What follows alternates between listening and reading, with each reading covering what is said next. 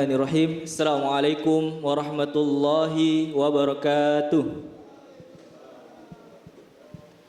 Salam sejahtera bagi kita semua. Puji syukur kita panjatkan kehadirat Tuhan Yang Maha Esa atas berkat dan rahmatnya. Kita dapat berkumpul pada hari ini dalam acara workshop fotografi. Yang terhormat Bapak Profesor Dr. K. Haji Nasaruddin Umar, MA, Menteri Agama sekaligus Imam Besar Masjid Istiqlal. Yang kami hormati Kepala Bidang Penyelenggara Kepribadatan BPMI K. Haji Buhori Said At-Tahiri LC.MA. Yang kami hormati Ketua Panitia Workshop Kepala Sub Bidang Penyelenggaraan Peribadatan BPMI Bapak Kaharudin Nasaruddin SAG. Yang kami hormati Kepala Sub Bidang Diklat BPMI Bapak Dr. Ahmad Soleh Amin LC.MA. Yang kami hormati para juri dan para panitia workshop Festival Maulid. Tidak lupa juga para peserta dan para panitia yang kami hormati. Baik, sebelum acara dimulai, izinkan kami membacakan susunan acara pada hari ini. Pertama, pembukaan. Kedua, sambutan Kepala Bidang Penyelenggaraan Peribadatan BPMI. Ketiga, workshop fotografi. Keempat, hunting fotografi. Kelima, pengumuman pemenang fotografi dan pembagian hadiah. Keenam, pengumuman pemenang kaligrafi dan pembagian hadiah. Ketujuh, penutup. Sebelum memulai acara, ada baiknya kita membaca suratul Fatihah. Alhamdulillahirrabbilalamin, Ar-Rahmanirrahim, Maliki yaumiddin, Iyyaka na'budu wa iyyaka nasta'in, ihdinas siratal mustaqim, siratal ladzina an'amta 'alaihim ghairil maghdubi 'alaihim waladdallin. Amin. Selanjutnya marilah kita mendengarkan sambutan dari Kepala Bidang Penyelenggara Peribadatan BPMI Bapak K. Haji Buhori Said At-Tahiri LC.MA. Kepada Bapak kami persilakan.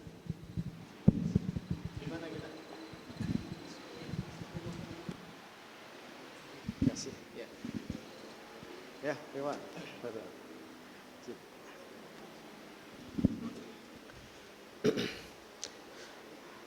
Assalamualaikum warahmatullahi wabarakatuh. Bismillah, alhamdulillah, wassalatu wassalamu ala rasulillah wa ala alihi wa sahbihi wa mawala wa la hawla wa la quwata illa billah, amma ba'd. Yang kita hormati Bapak Arba'in Rambe, narasumber kita pada sore hari ini, fotografer, editor foto Kompas Jakarta, Masya Allah. Ya pensiun ya, Masya Allah. Berarti sudah hebat kalau sudah pensiun, sudah berhasil. Bapak Kasubit Peribadatan, Bapak Kahar Nasir, ya, dan Pak Saiful Amin, Soleh Amin. Ada kawan saya Saiful Amin, Soleh Amin, Doktor, Bapak Ibu sekalian, para peserta lomba fotografi dalam rangka merayakan Festival Maulid Nabi kita Muhammad SAW di Masjid Istiqlal. Pertama, saya selaku Kepala Bidang yang menyelenggarakan acara ini tentu sangat berterima kasih pada Bapak Ibu sekalian atas partisipasinya meramaikan acara ini, dan saya kira acara ini sangat berkualitas. Saya sudah melihat hasil-hasilnya melalui foto-foto yang diunggah oleh kawan-kawan. Saya kira luar biasa, dan memang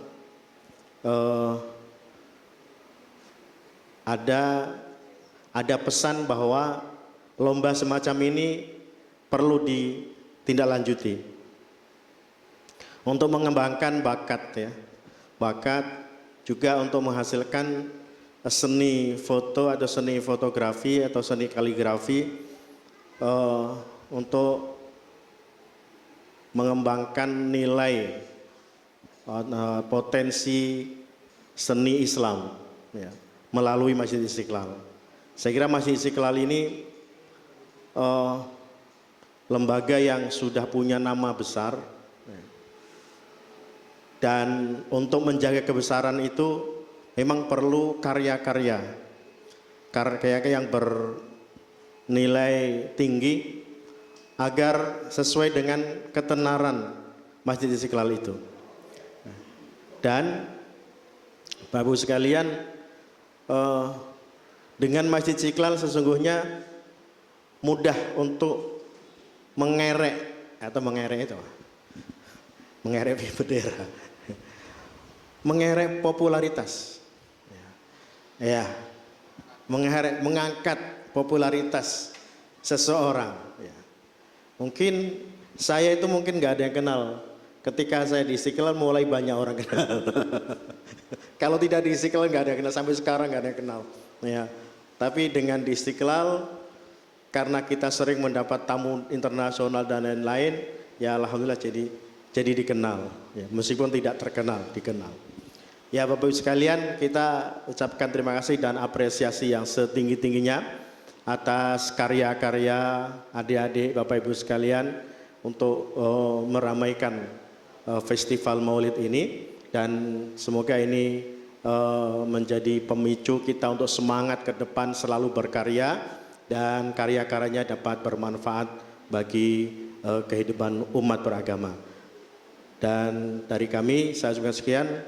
Wallahul muwaffiq ila aqwamit thoriq, wallahul musta'an wa huwal taufiq. Wassalamualaikum warahmatullahi wabarakatuh. Terima kasih sambutannya Bapak Kiai Haji Buhori Said At-Tahiri LCMA. Untuk mempersingkat waktu, kita langsung saja ke acara inti workshop fotografi yang akan disampaikan oleh narasumber kita Bapak Arbain Rambe. Kepada Bapak kami persilakan.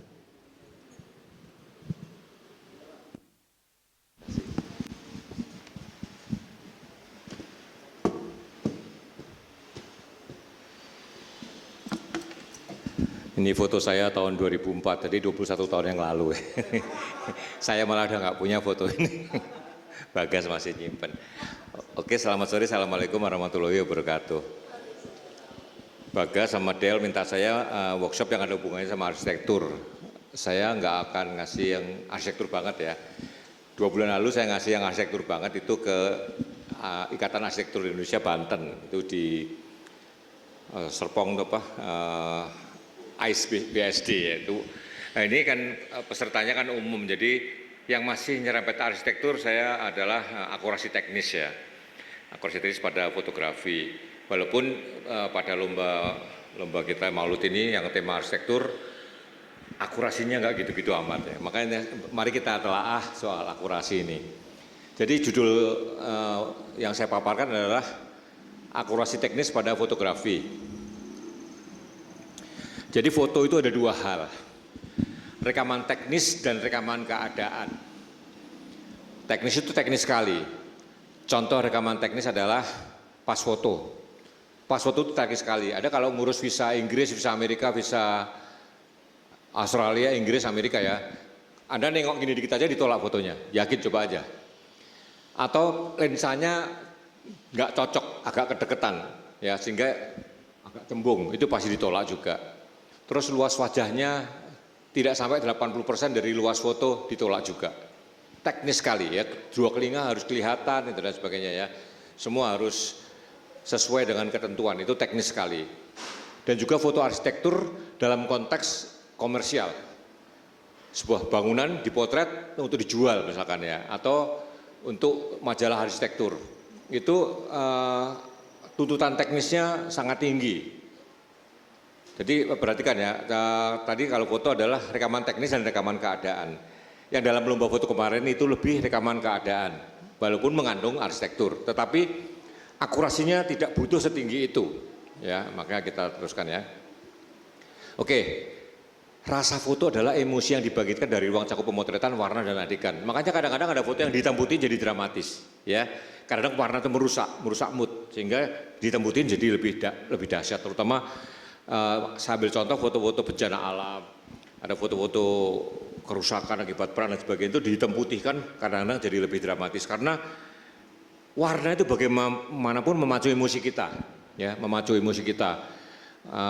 Kalau Anda tahu sebuah rumah makan ya, saya sebut aja langsung Pizza Hut ya, Pizza Hut itu kontraktor interiornya itu Pak Cahyadi Hartono teman saya. Dia cerita sama saya, warnanya diukur pakai kolorometer. Kalau orange-nya nggak pas kayak gitu nggak dibayar dia. Jadi kalau Anda ke Pizza Hut ya, warna orange itu bikin orang lapar ya, konon ya. Jadi orang kepengen makan lagi, itu kalau Anda ke Pizza Hut coba, orange-nya itu coba Anda tiru itu susah banget. Jadi Pak Hartono itu, Cahyadi Hartono itu ngecat interiornya sampai oranye sampai pas banget itu, membutuhkan effort yang tidak sedikit ya, tidak sembarangan bisa ngerjakan interiornya Pizza Hut. Lalu kalau Anda ingat majalah Nat Geo, National Geographic, itu kuningnya alisnya kuning depan itu kuningnya pas diukur pakai kolorometer.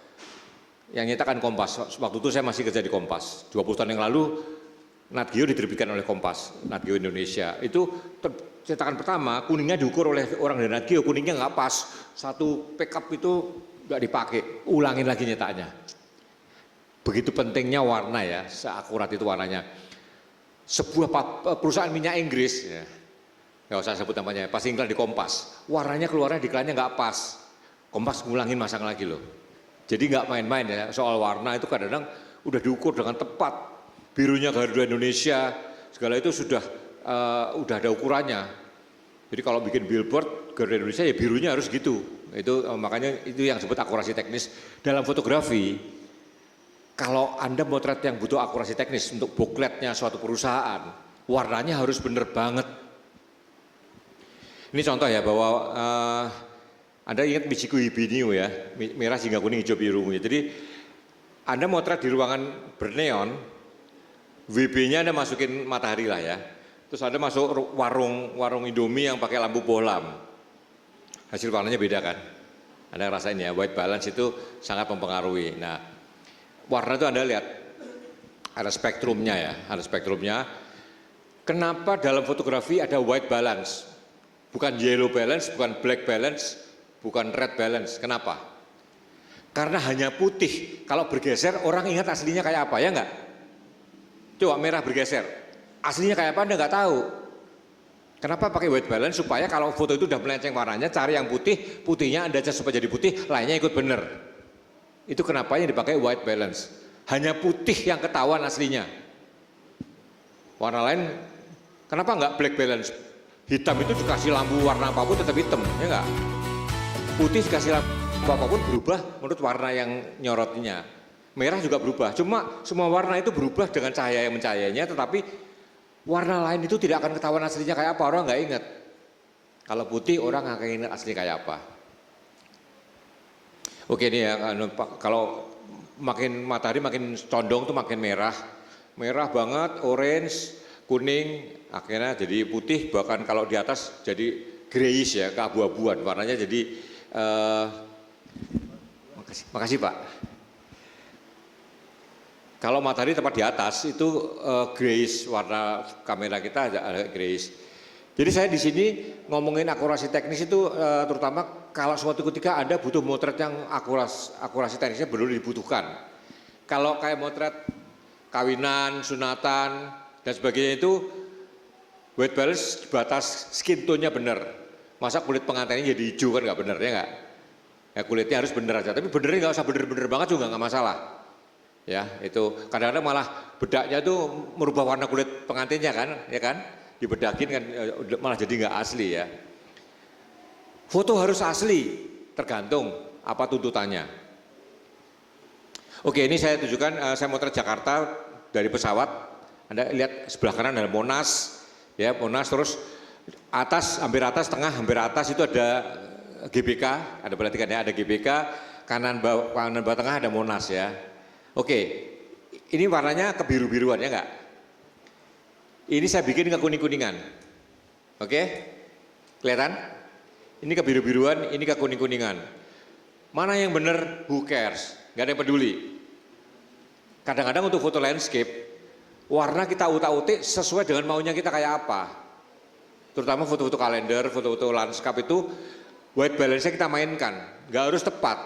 Kalau tepat kadang-kadang bosenin. Makanya kadang-kadang kita sunrise atau sunset pakai filter orange segala kan. Itu makanya kita rubah, warnanya kita rubah. Kita tidak butuh akurasi, kita butuh kesan, kita butuh rasa. Ya. Jadi di foto tergantung saya maunya kayak apa, mau kesannya hangat atau kesannya dingin dan sebagainya. Ini masalah pilihan pilihan warna ya. Oke, ini kekuning-kuningan, ini kebiru-biruan. Nah ini saya bikin kebiru-biruan, ini lagi lebih tinggi di pesawatnya, lebih tinggi. Ini Garuda. Jadi perhatikan ya, kalau Anda naik pesawat udara dari Jakarta mau ke arah timur pagi, kalau pesawatnya non Garuda terbangnya di atas laut, sehingga Jakartanya jauh. Ya kayak gini nih, Monasnya jauh ya. Tapi kalau Anda naik Garuda, boleh lewat di tengah kota Jakarta, sehingga jadinya kayak gini nih. Monasnya di kanan bawah tuh ya. GBK-nya kelihatan lebih tinggi dan di atas Jakarta. Kalau Anda mau dapat foto yang bagus, naik Garuda. Kalau bukan Garuda, dari arah laut. Jadi Garuda di sini, kalau pesawat lain di atas laut. Lion, Batik, sebagainya itu di atas laut. Ya, kalau Garuda boleh di atas kota Jakarta. Itu berkali-kali saya cirikan begitu. Saya nggak tahu alasannya, tapi saya rasakan begitu. Saya kalau naik pesawat selalu milih jendela, kiri atau kanannya saya perhatikan. Saya mau ke Surabaya, oh jendela kanan, nanti kelihatan Jakarta. Kalau jendela kiri kelihatannya laut, gitu. Kalau mau mendarat ke Semarang pagi, pilih jendela kiri, nanti pas nikung itu bawahnya Tugu Muda. Itu saya perhatiin karena saya punya kesenangan memotret kota-kota gratis ya, nggak boleh pakai drone, pakai pesawat. Oke, sekarang kita ngomong akurasi teknis interior. Ini saya dibayar untuk motret sebuah apartemen ya. Ini perhatikan ya. 1, 2, oke. Ini kebiru-biruan, kekuning-kuningan, ini yang benar. Kalau Anda motret dibayar untuk interior itu warnanya oleh insinyurnya udah dirancang nggak sembarangan warnanya, ngerti nggak? Kadang-kadang catnya pun custom, datang ke toko cat nyampur itu. Sekarang di toko cat bisa nyampur ya. Jadi kalau ngomongin interior, terutama interior yang mahal ya, yang kelas menengah ke atas, itu warna nggak sembarangan. Sehingga Anda warna kalau motret harus akurat. Gimana caranya supaya akurat? Ini kebiru-biruan, ini kekuning-kuning, Ini kebiru-biruan, ini kekuning-kuningan, ini yang benar ini. Ya, beda-beda tipis sih, beda-beda tipis.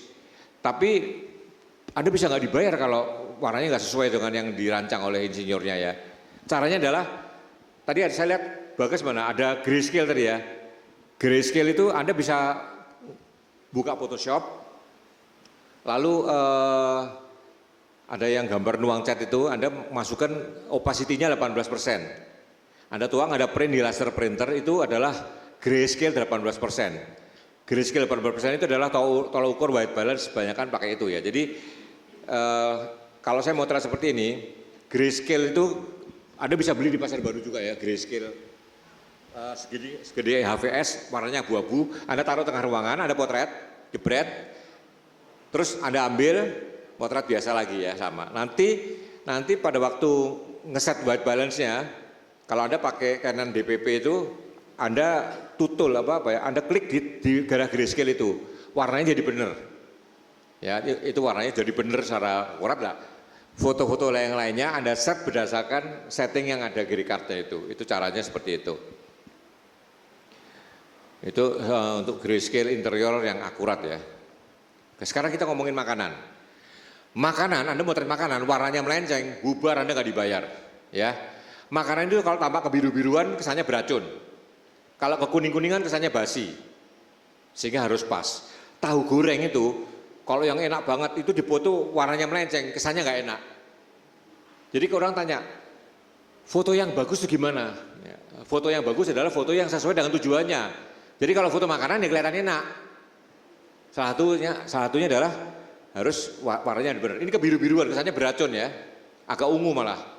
Ini kekuning-kuningan, kesannya basi. Ini yang benar. Saya nggak tahu layarnya benar atau nggak ya. Tadi layarnya saya lihat biru banget sih. Jadi soal makanan juga jangan main-main ya. Motret makanan Anda harus akurat warnanya. Fashion. Kalau saya kerja di Kompas, motret pegelaran busana yang harganya juta-jutaan ya, puluhan juta. Terus dibuat di koran warnanya melenceng, perancangnya bisa nelpon sehari 3 kali loh, minta dimuat ulang. Mas warnanya salah itu, dulu tahun 90-an ya. Setelah itu kita teliti benar. Makanya motret pakai RAW atau enggak? Kalau Anda butuh akurasi warna, pakailah RAW. Kalau pakai JPEG, kadang-kadang adjusting warnanya nggak bisa seluas RAW ya. Raw itu ibaratnya Anda mau ke pesta, nggak tahu dress code-nya apa, Anda bawa satu lemari bawa semua. Sampai gedung, dress code-nya apa? Oh baju country, Anda pakai baju country, sisanya buang, itu raw. Boros memang, ke pesta bawa satu lemari kan, tapi Anda tidak bisa salah. Ya, makanya kalau Anda butuh foto yang akurasi warnanya tinggi, pakailah raw. Kalau enggak, ya nggak usah raw.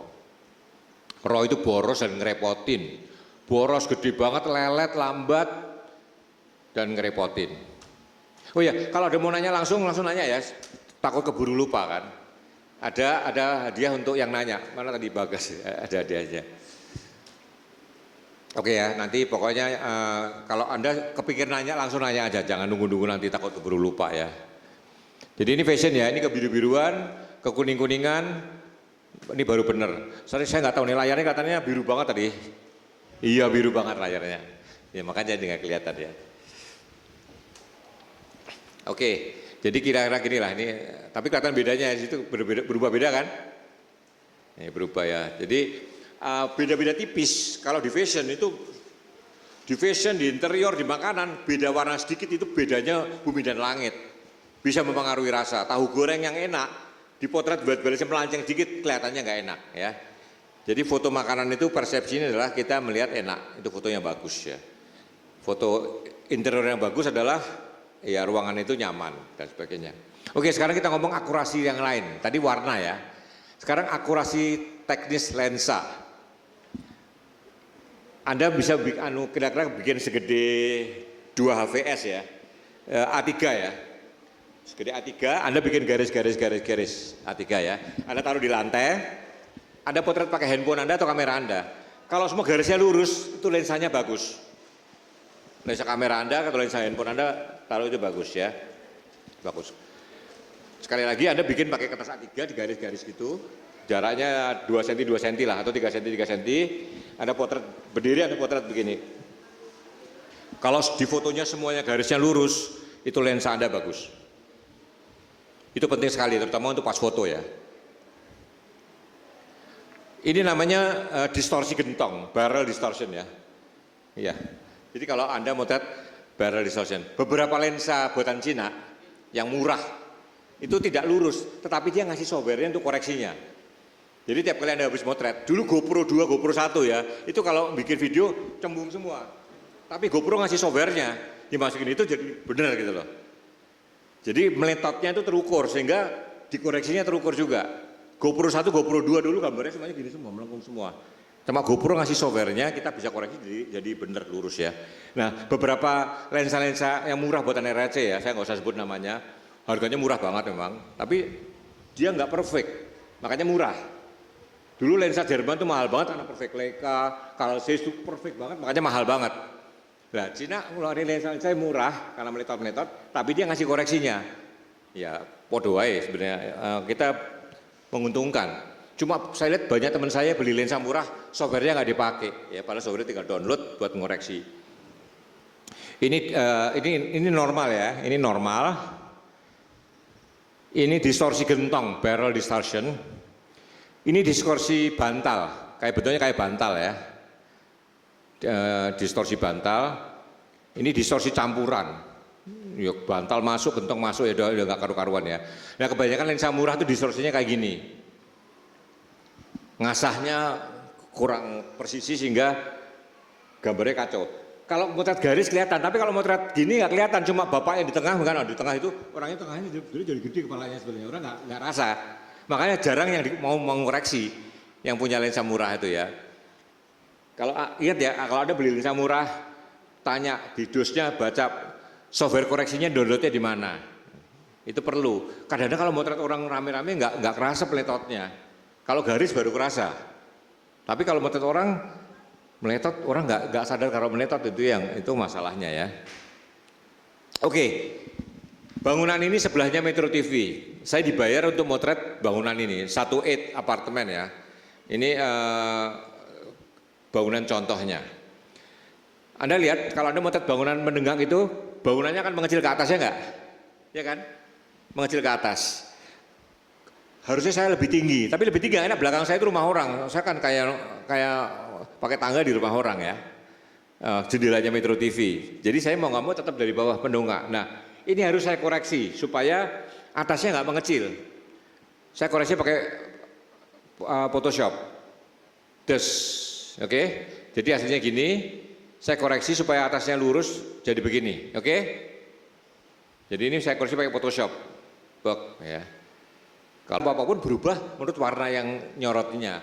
Merah juga berubah. Cuma semua warna itu berubah dengan cahaya yang mencahayainya, tetapi warna lain itu tidak akan ketahuan aslinya kayak apa. Orang nggak ingat.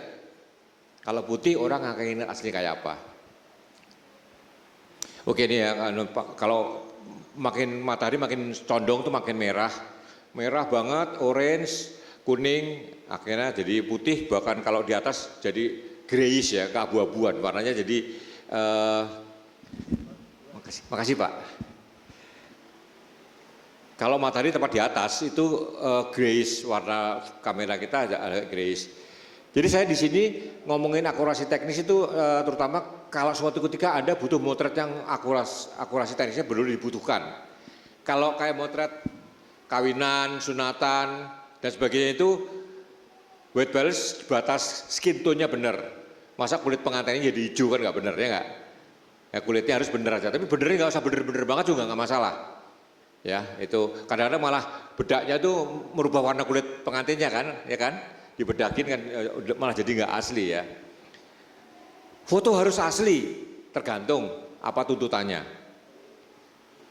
Oke, ini saya tunjukkan, saya motret Jakarta dari pesawat.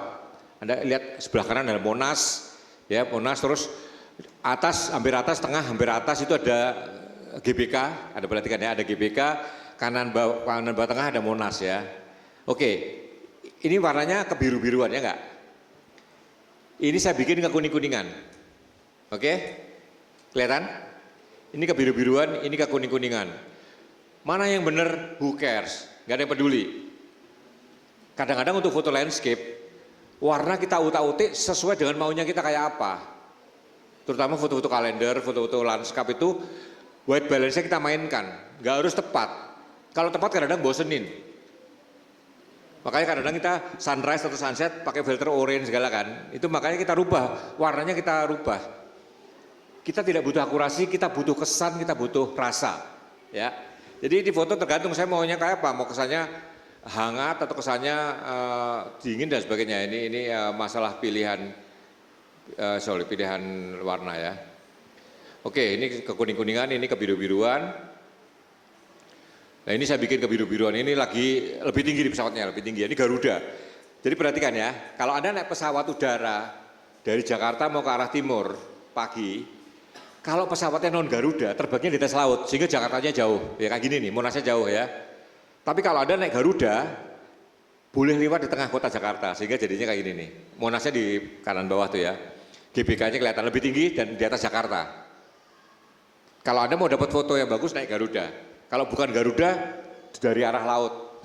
Jadi Garuda di sini kalau pesawat lain di atas laut. Lion, Batik sebagainya itu di atas laut. Ya, kalau Garuda boleh di atas kota Jakarta. Itu berkali-kali saya cirikan begitu. Saya nggak tahu alasannya tapi saya rasakan begitu. Saya kalau naik pesawat selalu milih jendela.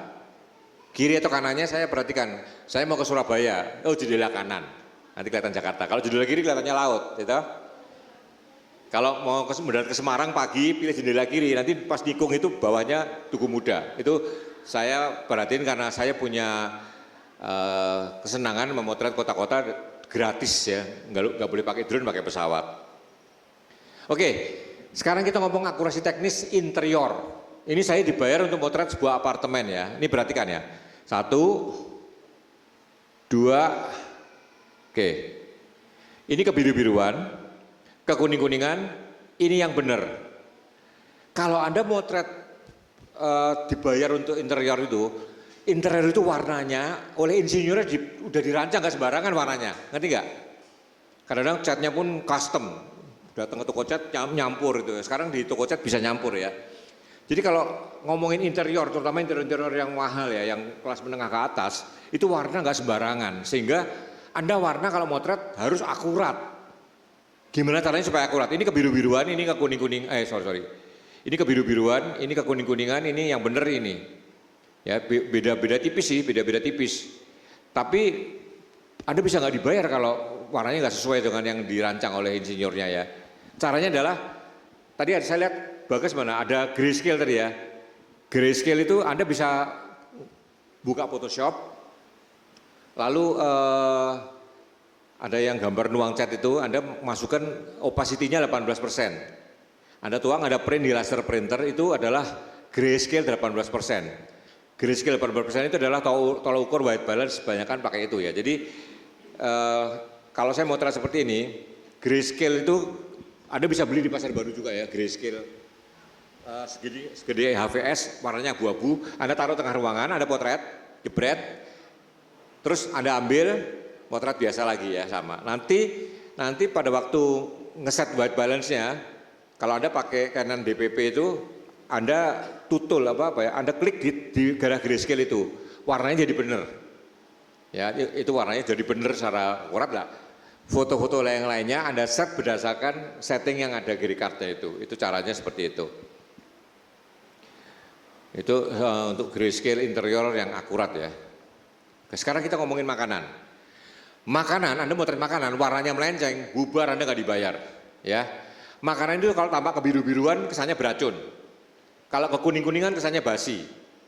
Sehingga harus pas. Tahu goreng itu, kalau yang enak banget itu dipoto warnanya melenceng, kesannya nggak enak. Jadi orang tanya, foto yang bagus itu gimana? Ya, foto yang bagus adalah foto yang sesuai dengan tujuannya. Jadi kalau foto makanan ya kelihatan enak. Salah satunya adalah harus warnanya benar. Ini kebiru-biruan, kesannya beracun ya. Agak ungu malah. Ini kekuning-kuningan, kesannya basi. Ini yang benar. Saya nggak tahu layarnya benar atau nggak ya. Tadi layarnya saya lihat biru banget sih. Jadi soal makanan juga jangan main-main ya. Motret makanan Anda harus akurat warnanya. Fashion. Kalau saya kerja di Kompas, motret pegelaran busana yang harganya juta-jutaan ya, puluhan juta. Terus dibuat di koran warnanya melenceng. Perancangnya bisa nelpon sehari 3 kali loh, minta dimuat ulang. Mas warnanya salah itu, dulu tahun 90-an ya. Setelah itu kita teliti benar. Makanya motret pakai RAW atau enggak? Kalau Anda butuh akurasi warna, pakailah RAW. Kalau pakai JPEG, kadang adjusting warnanya nggak bisa seluas RAW ya. RAW itu ibaratnya Anda mau ke pesta, nggak tahu dress code-nya apa, Anda bawa satu lemari bawa semua. Sampai gedung, dress code-nya apa? Oh baju country, Anda pakai baju country, sisanya buang, itu RAW. Boros memang, ke pesta bawa satu lemari kan, tapi Anda tidak bisa salah. Ya, makanya kalau Anda butuh foto yang akurasi warnanya tinggi, pakailah RAW. Kalau enggak, ya nggak usah RAW. RAW itu boros dan ngerepotin. Boros gede banget, lelet, lambat, dan ngerepotin. Oh ya, kalau ada mau nanya langsung nanya ya. Takut keburu lupa kan. Ada hadiah untuk yang nanya. Mana tadi Bagas? Ada hadiahnya. Oke ya, nanti pokoknya kalau Anda kepikir nanya langsung nanya aja. Jangan nunggu-nunggu nanti takut keburu lupa ya. Jadi ini fashion ya, ini kebiru-biruan, kekuning-kuningan. Ini baru bener. Sorry saya nggak tahu nih layarnya katanya biru banget tadi. Iya biru banget layarnya. Ya makanya jadi nggak kelihatan ya. Oke, jadi kira-kira gini lah ini. Tapi kelihatan bedanya di situ berubah beda kan? Ini berubah ya. Jadi beda-beda tipis. Kalau di fashion itu, di interior, di makanan beda warna sedikit itu bedanya bumi dan langit. Bisa mempengaruhi rasa. Tahu goreng yang enak dipotret buat-buatnya melanceng sedikit kelihatannya nggak enak ya.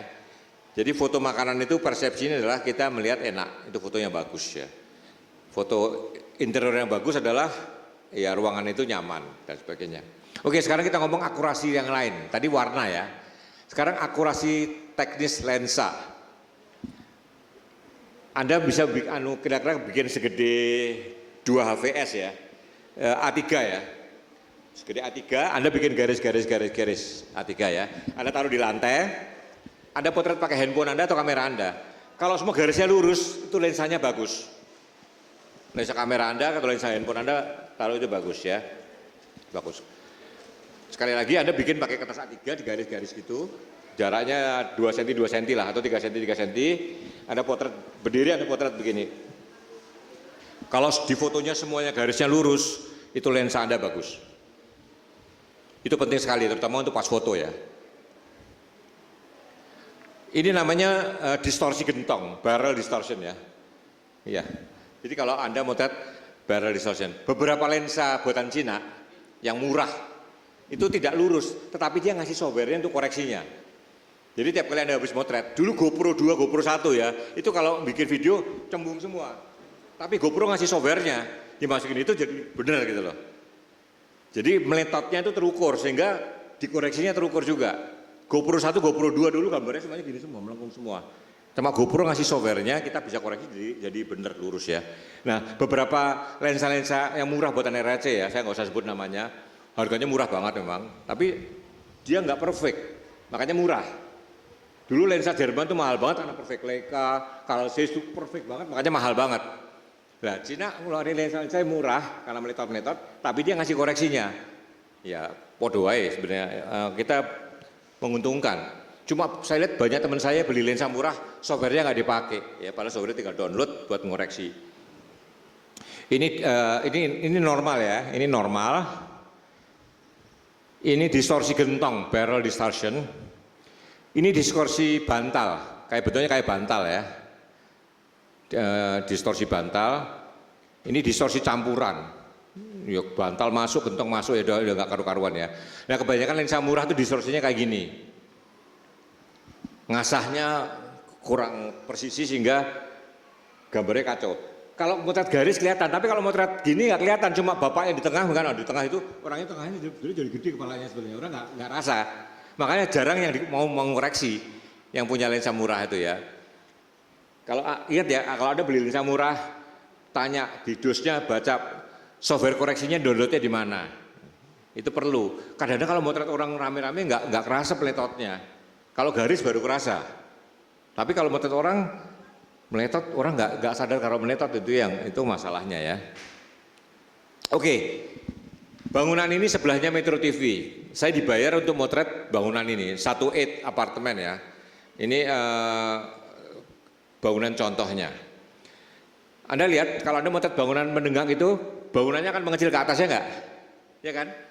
Mengecil ke atas. Harusnya saya lebih tinggi, tapi lebih tinggi enak, belakang saya itu rumah orang. Saya kan kayak pakai tangga di rumah orang ya.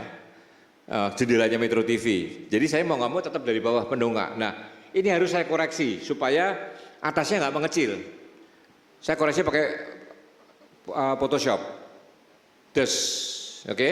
Jadi hasilnya gini. Saya koreksi supaya atasnya lurus jadi begini. Oke? Jadi ini saya koreksi pakai Photoshop. Ya. Kalau mau suatu ketika mungkin pakai Photoshopnya saya ajarin ya. Dari begini dikoreksi jadi begini. Aslinya memang begini. Udah ini saya serahkan ke 1/8-nya, 1/8-nya ya. Mas Arbain bisa enggak itu kabel-kabelnya dihilangin? Ini kabel-kabelnya nanti. Sorry. Kabel-kabelnya ganggu kan? Kelihatan kan? Banyak kabel-kabel. Saya hilangin pakai Photoshop. Bang, ini saya 2 hari 2 malam hilangin kabelnya ini. Sekarang pakai AI, gampang banget. Anda langsung aja hilangin, bersih. Bilangan detik. Ya, foto rusak aja sekarang bilangan detik, bagus pakai AI. Tapi dulu saya ini tahun 2008 saya masih manual, ngilangin kabel ini kelihatan berseleweran sampai jadi bersih 2 hari 2 malam saya ngerjain ya. Daripada nggak dibayar ya saya kerjain. Nah terus ini saya motret Stadion Beijing Olimpiade 2008 Beijing. Ini stadion sarang burung namanya ya. Teknologinya unik nih. Jadi ya kayak sarang burung tuh. Jadi plat-plat baju bersiluman saling memperkuat satu dengan yang lain. Ini unik. Ini secara arsitektur unik sekali. Secara teknik sipil juga unik sekali. Ini di Beijing. Anda perhatikan. Kalau Anda pakai wide angle, Anda mendongak, bangunannya mengecil ke atas. Kalau Anda motretnya menunduk, bangunannya membesar ke atas. Ini mendongak, ini menunduk. Lihat ya, mendongak, menunduk. Lihat kan? Distorsi kan? Jadi ingat, kalau Anda pakai lensa lebih lebar daripada 50 mili, usahakan mendatar. Sebab kalau Anda mendongak, bagian atasnya itu mengecil. Kalau Anda motretnya menunduk, bagian atasnya membesar. Ya, ini mengecil, membesar. Mengecil, membesar. Bangunan yang sama, orang yang di pojok kiri bawa payung masih orang yang sama tuh lihat. Ya, Di pojok kiri ada gerombolan orang-orang itu sama.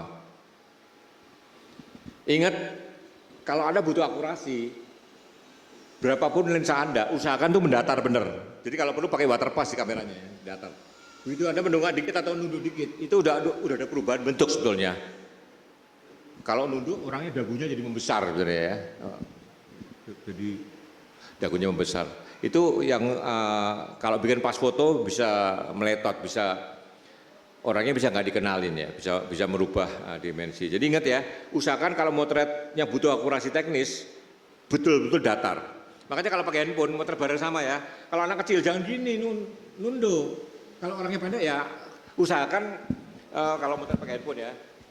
Biasanya orang tuh malas gini juang. Padahal kalau orangnya pendek ya turunin kameranya. Jangan sampai handphone tuh gini atau mendongak. Ya, usahakan motret pakai handphone itu selalu mendatar. Jadi kalau kadang orang gini, kakinya kepotong, di atas kepalanya kosongnya banyak. Jangan, Anda turun dari kepala sampai kaki tampak semua. Dan kameranya horizontal benar-benar ya, jangan mendongak. Itu yang simple yang memang nggak butuh akurasi gitu, tapi jelek kan orang kalau kakinya mengecil. Contohnya ini lihat nih. Ini Ringo Agus ya. Ini saya potret sengaja saya bikin kayak gini, saya pakai vis eye saya taruh di atas kepalanya. Gus, lihat atas Gus. Saya jebret, dia malah senang foto ini. Ini foto meletot kakinya jadi kecil, kepalanya jadi gede kan. Ya tapi karena dia komedian, dia pernah dipakai jadi profil picture dia selama 2 tahunan ada ya. Ini memang sengaja dibikin peletot. Jadi kadang-kadang justru tidak akurat malah menarik. Justru dibikin tidak akurat itu kadang-kadang malah jadi menarik untuk hal-hal tertentu ya. Kalau Anda motret seorang jenderal untuk kenaikan pangkat itu fotonya kayak gini ya, foto Anda nggak dipakai, nggak cocok gitu kan. Kalau seorang jenderal atau seorang pejabat ya Anda harus benar-benar datar ya, harus benar-benar datar. Ini juga contoh foto pakai fish eye di Stadion Madia Senayan, pakai dari bawah pakai remote. Distorsi memang, tapi jadi menarik ya. Jadi kadang-kadang tidak akurat malah menarik. Itu seninya fotografi adalah kadang-kadang itu. Tidak akurat kadang-kadang malah bisa jadi lebih menarik. Oke. Anda kalau ke toko buku Periplus, ada 5 jilid buku batik, itu semua saya yang motret ya. Batik Garutan, Benang Raja, batik pesisir, batik Betawi, sama batik Sudakar Solo ya. Ini yang saya ambil contoh yang Garutan ya. Yang batik Garutan ini warna batik itu gila. Warna batik itu warnanya susah, apalagi batik-batik tradisional ya, yang pewarnanya pewarna alam. Itu warna aslinya tidak ada di dalam kamera digital. Jadi warna alam itu sama warna digital itu punya perbedaan dikit. Warna batik yang asli, yang pewarna alam dan udah tua, udah ada kelunturan sedikit, itu kamera seakurat apapun nggak akan bisa persis warnanya. Saya frustrasi waktu bikin motret buku batik ini ya, susah sekali. Ini contoh ya, saya motret seperti itu, saya caranya seperti itu, pakai softbox. Ini pemotretannya buat cover tadi. Nah ini kadang-kadang saya motret seperti itu, saya bikin panggung, saya naik dari atas motretnya ya, pakai panggung. Ini di atas panggung ada lubang, saya motret dari situ, lubangnya dikelilingi oleh styrofoam putih untuk mantulkan cahaya ke kainnya. Jadi lampunya, Anda perhatikan lampunya, saya pakai lampu 4 biji, nembak ke styrofoamnya mantul ke bawah ke kainnya, sehingga cahayanya di kainnya rata. Ya, kalau nembak kainnya langsung spot, nggak bisa, terangnya nggak bisa rata. Jadi saya tembakin ke atas, ke styrofoamnya mantul ke bawah, kainnya di bawah, saya di atas, motret dari lubang yang Anda tampak di layar itu. Oke, ini seperti itu. Jadi pemandangan dari atas saya potret kain batik seperti itu. Nah, perhatikan. Ini kain yang saya potret. Kainnya indah sekali. Tetapi kain itu umurnya ada 100 tahun, ada yang 70 tahun. Anda perhatikan, bagian kanannya udah cendul.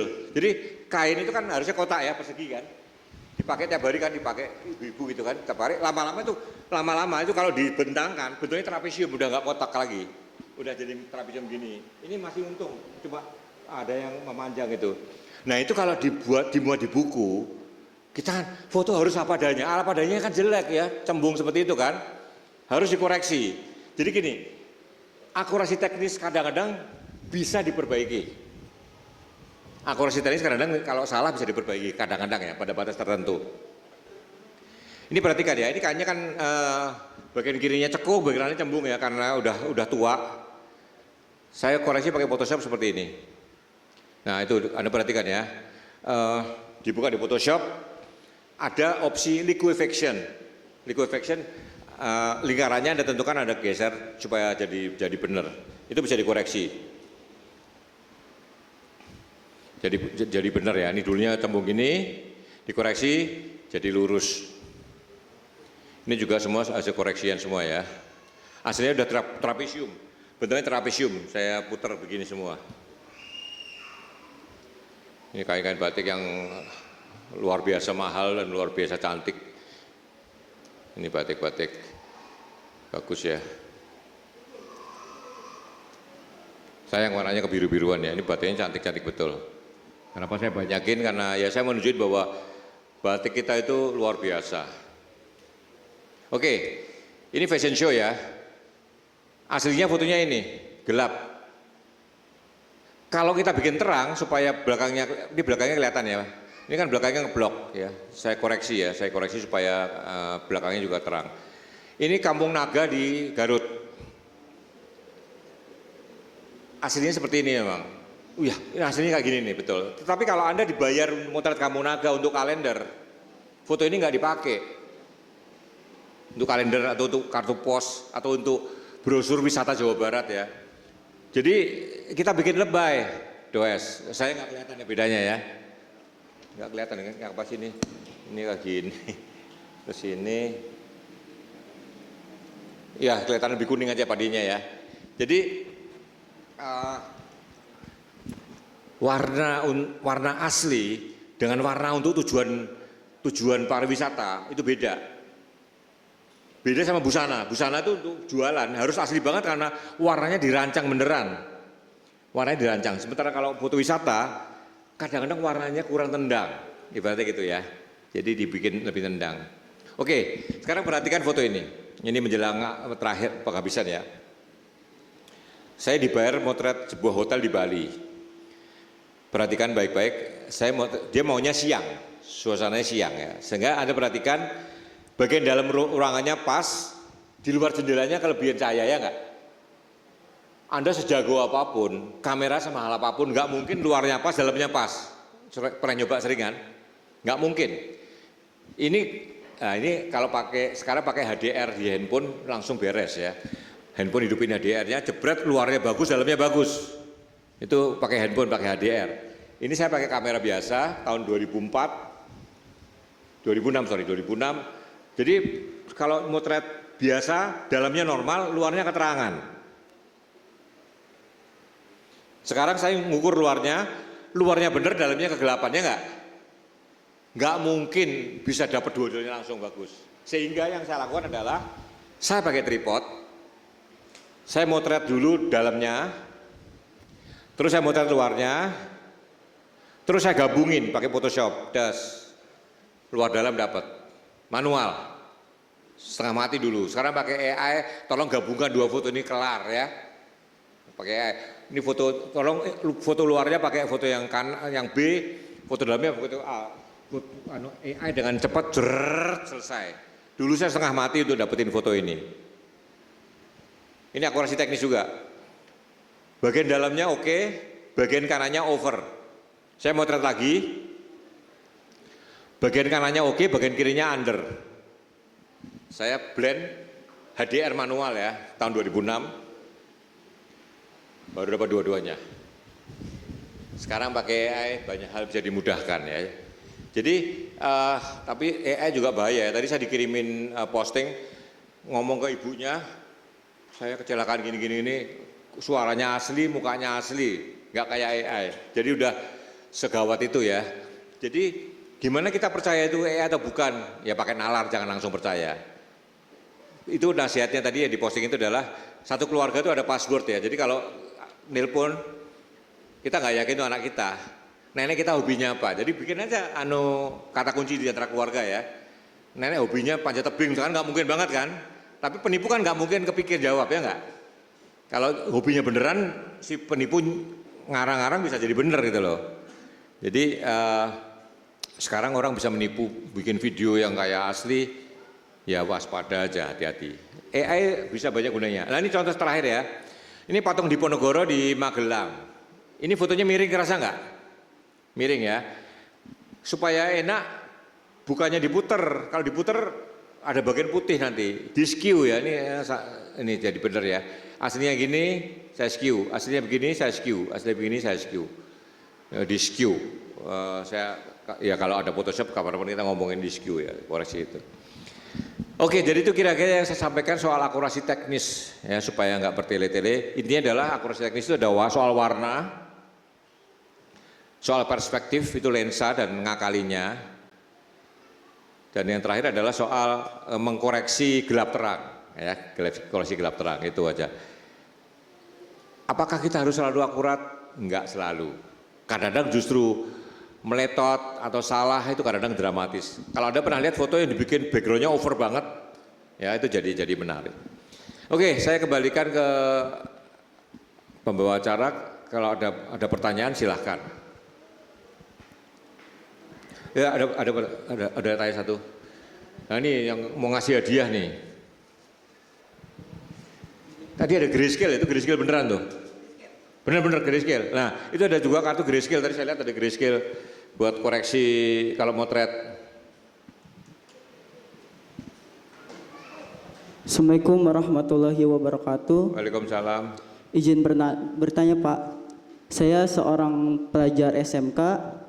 Saya ingin masuk di dunia fotografer.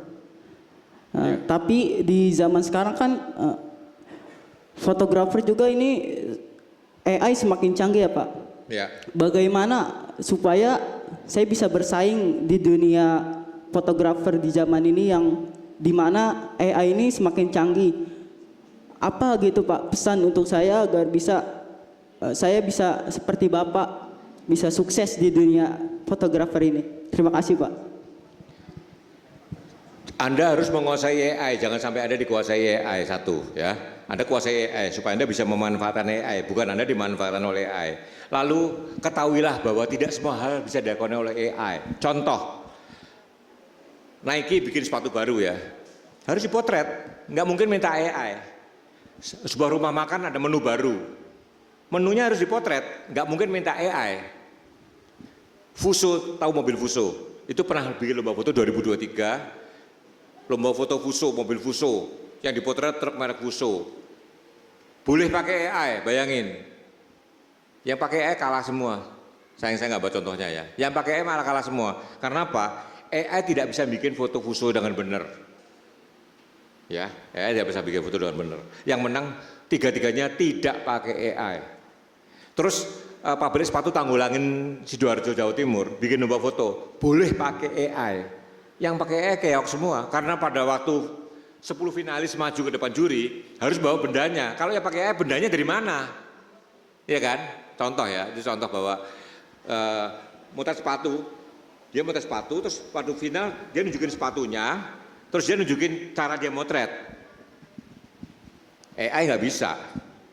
Jadi satu kuasailah AI. Anda coba pakai Bing gratis ya, pakai ChatGPT coba Anda mulai otak-otak supaya Anda tahu AI bisa apa aja, dan ketahuilah bahwa AI itu hanya bisa bikin foto kalau bendanya sudah ada. Tolong potretkan ponakanku, mana bisa? Ponakanmu siapa? Gitu loh. Dulu 2023 tolong buatkan Arba'in Rambi di depan Museum Mojokerto. Nggak bisa dia. Sekarang data-data masuk Prabowo, sekarang Prabowo Subianto, siapa? Sekarang udah punya database-nya, bisa. Tolong buatkan foto Prabowo Subianto di depan Monas, keluar gambarnya. Sekarang bisa, tapi itu kan foto ngarang, ya kan? Jadi ingatlah bahwa potretlah benda yang AI nggak mungkin bikin. Potret makanan, Anda terima foto makanan, sebuah rumah makan bikin makanannya Anda yang motret, nggak mungkin dia minta AI, nggak mungkin. Terus busana, sepeda motor baru, ROG baru, handphone baru, semuanya harus dipotret, nggak mungkin minta AI. AI hanya bisa bikin foto kalau bendanya sudah ada, itu kuncinya. Pelantikan presiden, nggak mungkin minta AI. Kompas ganti direktur, waktu serah terima ya harus dipotret, gitu loh. Jadi ketahuilah bahwa AI itu tidak bisa semua hal, ya dia hanya bisa menciptakan yang sudah ada, nggak bisa ngarang dia, karena dia bekerja berdasarkan database. Semoga terjawab ya, jangan khawatir.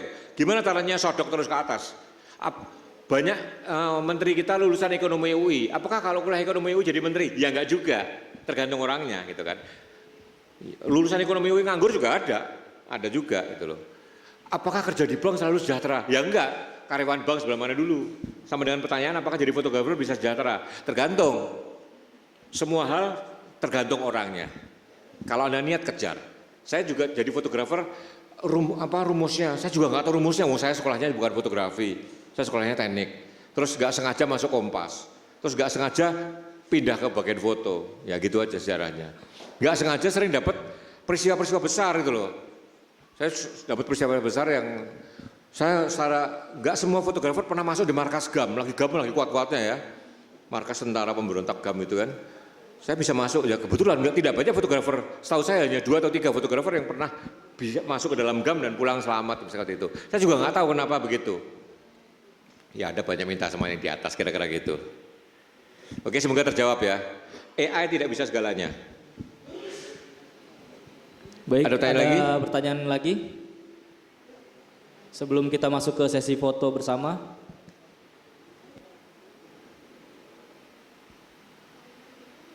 Tadi materinya kalau mau diminta ke panitia silakan ya, no problem. Asal jangan disalahgunakan aja. Jadi foto-fotonya ada copyrightnya semua sih. Jadi buat sendiri aja ya.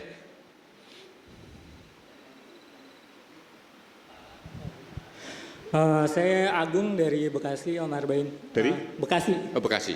Nggak jauh. Iya, mau nanya ini tentang foto arsitektur dan genangan air gitu. Ya. Dalam kesempatan yang lalu saya pernah lihat Om Arbain bilang kalau foto lomba arsitektur itu harus upayain jangan nangkap gambar yang ada genangannya karena Ya. itu menggambarkan cacat desain. arsitektur ya. Nah, yang dalam lomba ini kan justru yang juara 2-nya ada yang genangan ya di Iya. Istiqlal gitu. Nah kalau untuk lomba itu sebenarnya kita lebih ambil itu kesempatan atau menghindari sih Om kalau genangan itu? Gini, ada 2 hal. Genangan itu artistik ya. Karena genangan dibikin pakai AI ya. Tetapi kalau lomba foto itu kadang-kadang Kemang Pratama, lombanya Kemang Pratama ya. Kalau genangan pasti dibuang karena itu cacatnya Kemang Pratama kan gitu. Atau Pondok Indah itu kan. Kalau kita ke Pondok Indah ada daerah banjir bagus gini ya. Satu jalan legok gitu. Itu kan cacat. Jadi gini, tergantung kebutuhannya untuk apa. Kalau full estetika, genangan itu indah. Ya, genangan itu indah, ada pantulan, simetris dan sebagainya. Tapi kalau ngomong teknis, genangan itu cacat desain. Sebuah bangunan, ya gini, Lasti Kurnia, fotografer Kompas, suatu hari terbang dari Semarang jam 6, naik Garuda dari Semarang jam 6 pagi. Pas dia mau masuk pesawat itu ada genangan air tipis 1 mili mungkin ya, tapi karena nggak ada angin, bening banget dia jongkok, motret, kelihatan pesawat, kelihatan pantulannya. Padahal area itu tipis sekali. Dimuat di Kompas. Bandara Ayani Semarang diperingatkan loh. Bandara nggak boleh ada genangan air. Wah, ribut bandara, nggak ada genangan itu. Jadi karena fotografernya aja jeli ya. Genangannya cuma segini, cuma 1 mili, tapi karena pakai wide angle deket, jadi gede banget kan kelihatannya. Sampai Bandara Ayani datang ke Kompas konfirmasi dan Kompas harus bikin berita ulang bahwa itu bukan genangan. Segitu seriusnya ya. Itu tahun 2008. Lasti Kurnia motret. Dia mau masuk pesawat ada air sedikit banget, tipis banget. Dia jongkok, dapat foto bagus banget, tapi bermasalah besar. Ya, bandara nggak boleh ada genangan. Cacat desain banget kalau. Jalan Raya Pondok Indah itu ada genangan banyak loh segini nih, legok gini terus naik lagi. Jadi kita sempat lewat itu cacat desain. Nah kembali ke lomba foto Istiqlal ini ya, di tempat yang lapang itu kan ada genangan air, itu mungkin tipis banget, cuma fotografernya jago banget atau beruntung pas nggak ada angin, sehingga pantulannya bagus banget, ya itu sah-sah aja estetika. Kalau ada genangan beneran, ya pasti orang terganggu lah, nggak ngumpul di situ. Intinya adalah untuk apa dulu? Ya genangan itu secara de factual adalah cacat desain. Kalau Anda jadi insinyur, kerancang bangunan sampai ada genangan airnya itu cacat berarti. Harusnya nggak boleh ada genangan, begitu harus hujan, bersih langsung pergi semua. Tapi kalau kita kebutuhan estetika, oke. Seorang sahabat saya fotografer senior dapat job motret hotel di Danau Toba. Dia malam-malam motret, wah dia ambil air bergalen-galen, dituangin sehingga dipotret. Bener kan? Manajernya nggak mau, ini genangan air nggak bagus itu. Dia pikir cantik, ya, tapi dia nggak mikir sisi itu. Jadi tergantung untuk kebutuhan apa. Ya. Ada lagi atau cukup? Yang mau bertanya?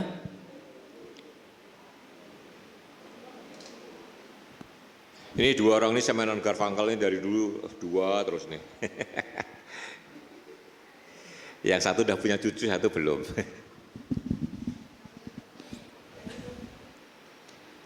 Ada yang nanya lagi? Ada yang bertanya kembali? Sebelum kita masuk ke sesi foto. Kemarin ada, saya nggak tahu ya itu yang dimaksud saya atau bukan ya. Orang ini heran nih, fotografer tua ini, bukan senior ya, tua ini udah nggak pernah ketahuan motretnya kapan, tapi masih sering jadi pembicara. Gimana tuh, udah nggak pernah motret? Nah, saya terangin gini ya, saya masih motret, cuma foto-foto saya nggak boleh dipublish. Contoh, saya motret tankernya Pertamina, bukunya terbit, saya posting bukunya segini ya, itu satupun foto saya nggak boleh posting. Agustus kemarin saya motret IKN buat buku IKN, itu nggak boleh saya posting juga foto-fotonya gitu loh. Jadi tidak semua karya itu bisa diposting, itu ya FYI ya, tidak semua karya bisa diposting. Ada yang bertanya kembali? Ngomong di sini udah lama nggak pernah motret. Satu orang lagi mungkin? Saya masih motret.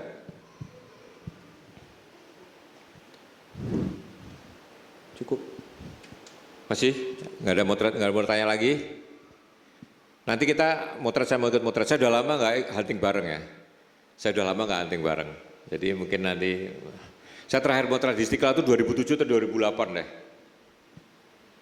Dan ada siklus ya. Ada beberapa foto yang waktu penjurian saya bilang, ini saya udah sering lihat, tapi udah lama, sekarang udah lama nggak lagi. Oke, jadi saya mengacu dulu 2007 sering seperti ini. Terus bergeser kayaknya kan. Ternyata beberapa foto itu udah lama nggak dipakai lagi. Jadi memang kalau Anda mau jadi juri, sebaiknya Anda ngikutin terus tren supaya Anda hafal mana yang pengulangan, mana yang udah lama nggak dilakukan seperti itu. Saya terus terang kemarin ada beberapa foto saya bilang sama Bagas, ini udah biasa. Oh, udah lama nih, udah nggak gitu ya udah. Oke, kira-kira gitu ya. Jadi ingat ya, tidak pernah ada yang baru di dunia ini. Semua itu nyari pengulangan ya. Cuma seberapa sering pengulangan itu terjadi atau berapa lama terakhir pengulangan terjadi itu sangat mempengaruhi. Jadi dalam lomba Anda ingat ya, tidak pernah ada rumus foto bagus untuk suatu lomba. Semuanya tergantung perasaan juri, perasaan serius. Maka lomba apapun ganti juri pasti beda hasil, pasti. Saya pernah juri lomba ya, udah juri lomba semua komputernya crash. Harus diulangi jari, kita makan lagi. Setelah kita makan hasilnya beda semua loh. Tadi juri lapar sama juri setelah kenyang hasilnya beda. Sama juga, ini 2005 lomba foto Fuji. Semua foto dikirim jumbo postcard, jumbo ya. Ada yang kirim sampai sekepok ini dikaretin ya, foto balita sekepok. Berapa foto yang masuk?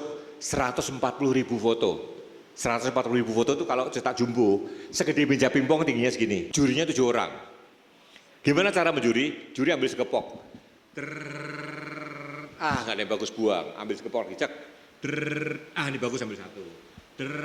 Agak buang, gitu ya. Satu setengah jam kemudian panitia masuk. Berapa Pak yang lolos babak 2? Ada 40 foto. Dari 140.000 tinggal 40. Jangan gitu tadi ya. Kurang Pak, kita mau pameran 100. Oh ya udah, kita makan dulu terus dari sampah-sampah itu kita ambil 60 lagi. Ya, supaya jadi 100. Percaya nggak? Juara satunya dari yang 60 yang pilih lagi ulang.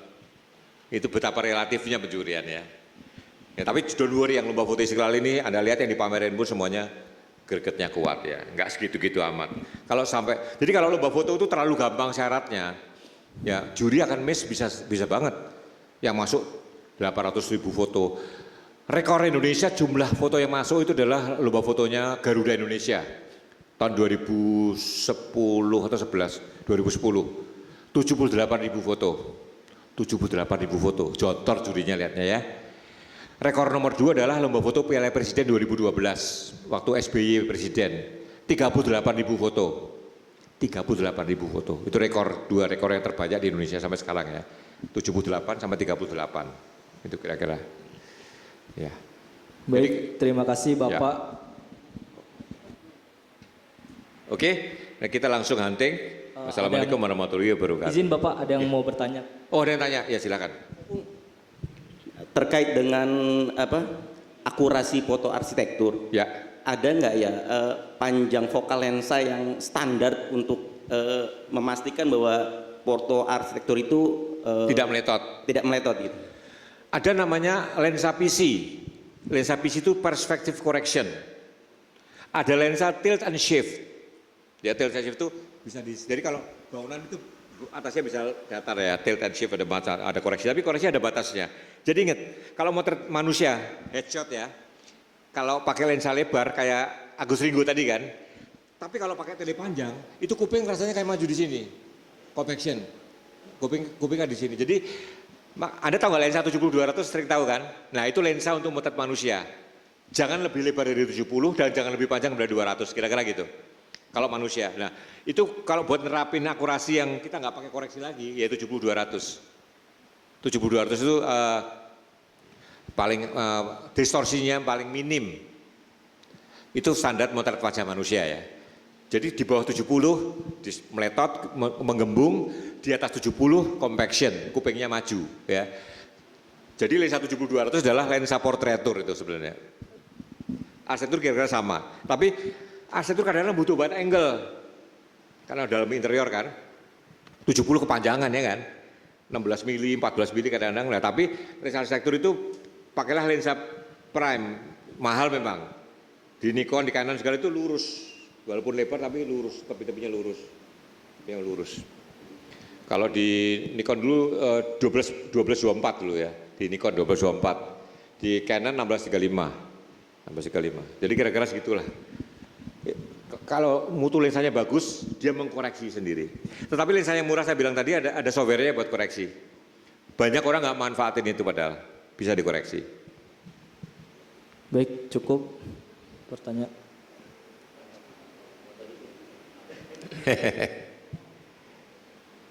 Jadi gini, kalau mungkin sekarang nggak sempat nanya, lupa nanya, suatu ketika Anda mau nanya, komen di IG saya deh, ya. Komen di IG saya akan jawab. Dulu di Twitter, saya Twitter udah lama nggak ada Twitter, arahnya kok makin nggak karu-karuan ya, orang nggak serius itu kadang-kadang ya. Postingnya apa, komennya apa gitu ya. Saya posting apa, cie gitu aja bangga loh, apa sih itu saya pikir. Jadi Twitter itu agak toksik ya menurut saya.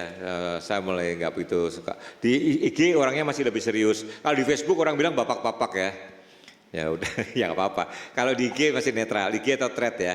Tapi tanya di IG aja. IG ada satu postingan saya, tanya apa. IG selalu, karena yang nanya belum banyak di IG, biasanya kejangkau lah. Baik, cukup. Terima kasih Bapak Arbain Rambai atas materi yang telah disampaikan. Semoga menjadi manfaat untuk kita semua. Selanjutnya sesi foto bersama narasumber.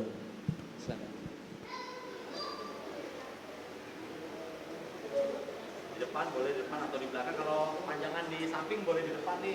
Biar depan. Yang masih bisa jongkok, yang masih bisa jongkok.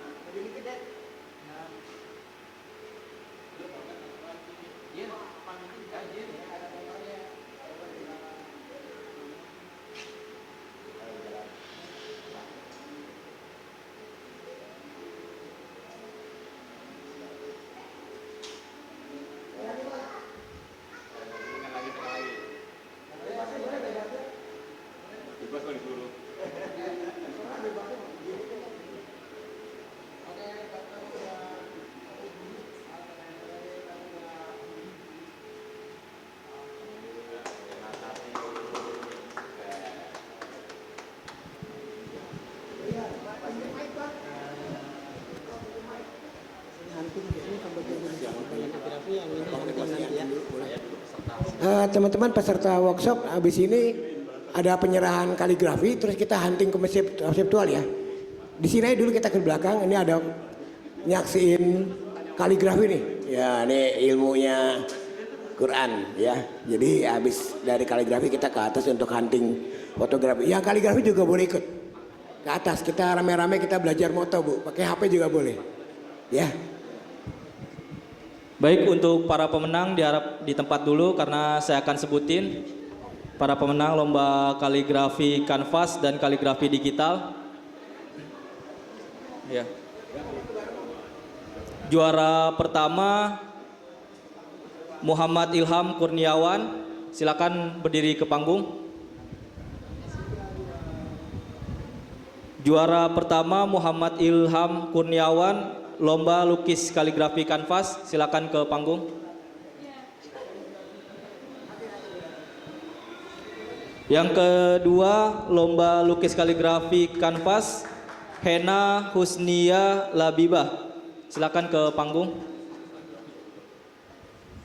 Juara ketiga Najwa Asifah, silakan ke panggung.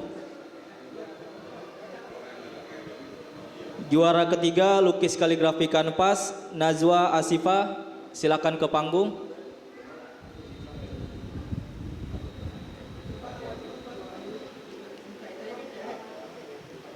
Boleh disimbolisnya aja. Ayo.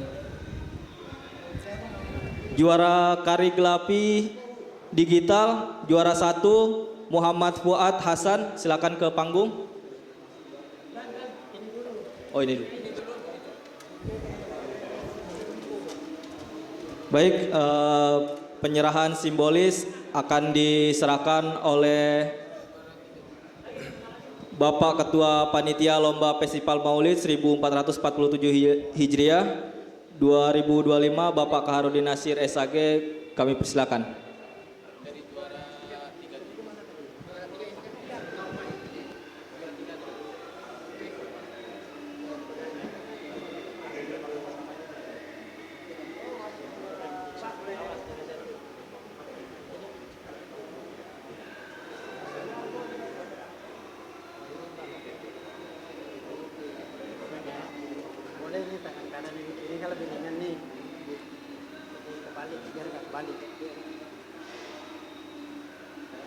Ini yang pelakat kanan.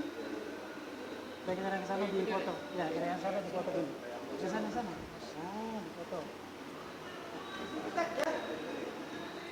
Udah Pak Medi situ, ya.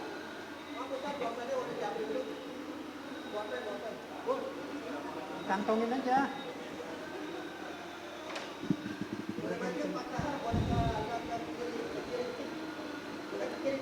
Sana, kiri. Kakak yang tengah ininya kiri. Ya. Oke. Yuk lihat ini. Ini semua. Ini ya. Yuk, ada kunci. Yuk. Ismail, mana Ismailnya? Yuk, Ismail dong. Ismail. Oke. Ya. Udah? Sip. Ayo, silakan. Baik, terima kasih. Selanjutnya pemenang lomba kaligrafi digital juara pertama Muhammad Puhan Hasan, silakan ke atas panggung. Juara pertama Muhammad Puhan Hasan, silakan ke panggung. Juara lomba kaligrafi digital juara pertama Muhammad Puhan Hasan, silakan ke panggung. Boleh diwakili.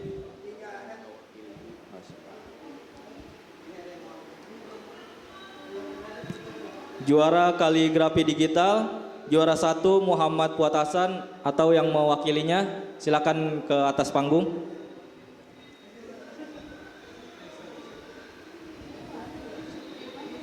Juara kedua kaligrafi digital Muhammad Mawardi, silakan ke panggung atau yang mewakilinya. Juara kaligrafi digital juara 2 Muhammad Mawardi atau yang mewakili, silakan ke panggung. Sudah.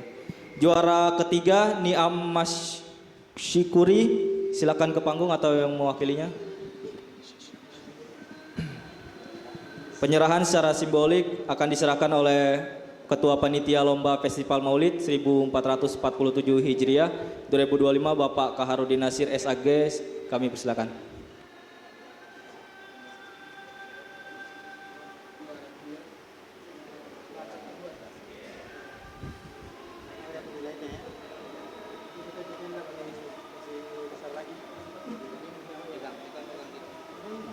Mau dipoto saya.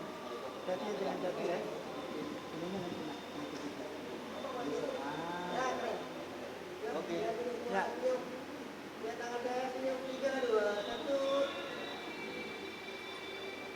Ya.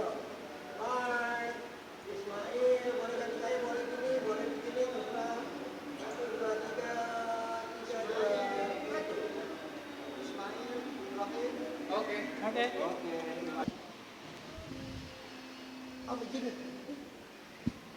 Baik, kayaknya udah datang semua nih. Bismillahirrahmanirrahim. Assalamualaikum warahmatullahi wabarakatuh. Selamat sore teman-teman, salam sejahtera selalu. Salam berkarya. Saya didaulat jadi mewakili panitia, sebenarnya bukan panitia, saya nih juri doang bantuin. Tapi kepleset jadi ikut-ikut. Mohon maaf lahir batin nih sebelumnya. Panitianya ada kegiatan yang lain. Baik teman-teman, mempersingkat waktu kita umumkan aja pemenang dan pembagian hadiah. Mewakili nanti saya ada simbolis secara untuk penyerahan hadiah berupa plakat angka hadiahnya dan ada plakat sama nanti harus ada yang ditandatangani oleh teman-teman yang juara. Ya, kita panggilkan untuk juara ketiga dulu. Boleh teman-teman yang merasa juara ketiga.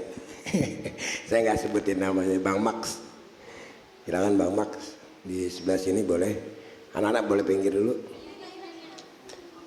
Juara 2. Oh di atas aja Bang, katanya. Juara 2. Ada yang hadir? Juara 2, juara 1. Wah, alhamdulillah lagi HP-HPan. Tasnya taruh situ aja dulu Bang. Juara favorit. Juara favoritnya ada? Kalau ada, kalau nggak ada kita wakili aja ya nanti ya, boleh perwakilan ya teman-teman. Boleh mau teman-teman yang juara 2 ada yang mewakili boleh, nggak apa-apa, minta tolong satu orang aja, nggak apa-apa, ayo.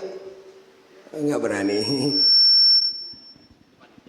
Nah, nanti dari panitia boleh. Juara favoritnya ada? Boleh geser ke sini. Boleh geser ke sini. Juara favoritnya ada? Bang Bilbab ya, nggak salah. Hadir kah? Oh nggak hadir, nggak apa-apa nanti dari panitia aja. Kita serahkan dulu deh itunya dulu. Om, nanti Om plakatnya Om ya. Oh ya, nanti teman-teman hadirnya dapat ada voucher kenang-kenangan dari Grayscale. Itu titipan dari teman saya buat cetak dapat diskon. Silakan Om nanti ininya Om. Om ngasih plakat hadiahnya Om.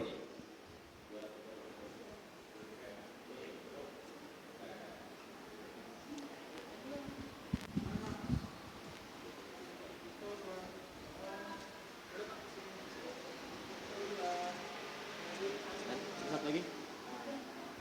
Dipegang dulu juara 3 ya.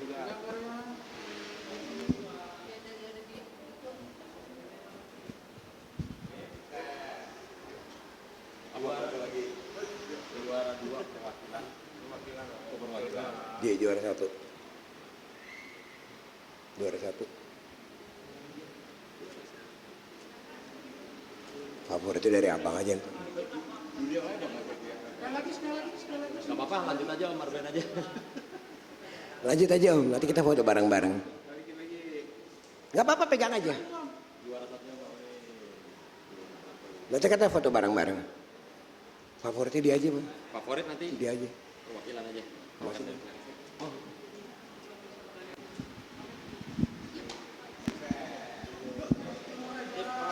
Dek. Gak apa-apa Om sekalian Om. Bang, ini Bang. Biar ada foregroundnya dapat. Bang, ikut Bang. Bang, ikut dong. Biar dapat foregroundnya. Turun dikit Om Max. Lihat itu yang plakatnya. Nah, keren. ikut Ci. Ya, ikut saya sebelah sana sebelah sini ya.